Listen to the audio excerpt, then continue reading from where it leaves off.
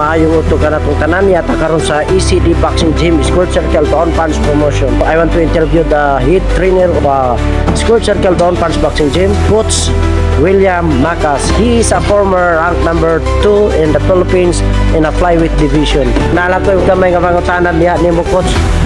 Coach, balitan ako aduna tayo moabot nga boxing promotion moabot nga Marso 18, 2025. Unsay gihimo pagpagandam sa imuha mga boxer karon, Coach? Kung nag-ensayo mayo para mudaw silang tanan sa sula, kinanglan mudaw na sila para another schedule na po. Coach, si kinsa man pwede paila nimo ang imong mga gigunitan nga mga boxer karon? Ay isa tagamsi nasipit Filipi Tingpo alias Quadro King G. Banyes taga Mabini Bohol. Muna akong mga boxer napay dua Montes Claros. Wow, mo minipit karon March 18 atangan ninyo na. Kinsa pa? Napa si Bariko. Luya Bariko. Puro na ko ni mga vitrin og mayo para sa duwa sa professional karon March 18. Tangin ninyo. So, Coach, unsa mga klase nga pagpangandam nga inyong ginabuhat karon?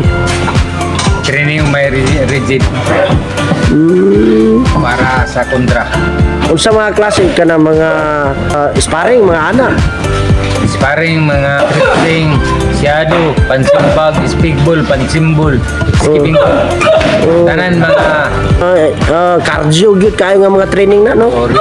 Mga papahangin. Resistensya. So, Coach, pwede ba ka magpaila? Pwede ba na mabaila kung si kinsa si Coach William Macas? Pwede. Ako si William Macas. Taga Gindulman, Bohol. Karon ani ako sa promotion. Ako mo'y usap ka head trainer. Number 2 sa private division sa PBE.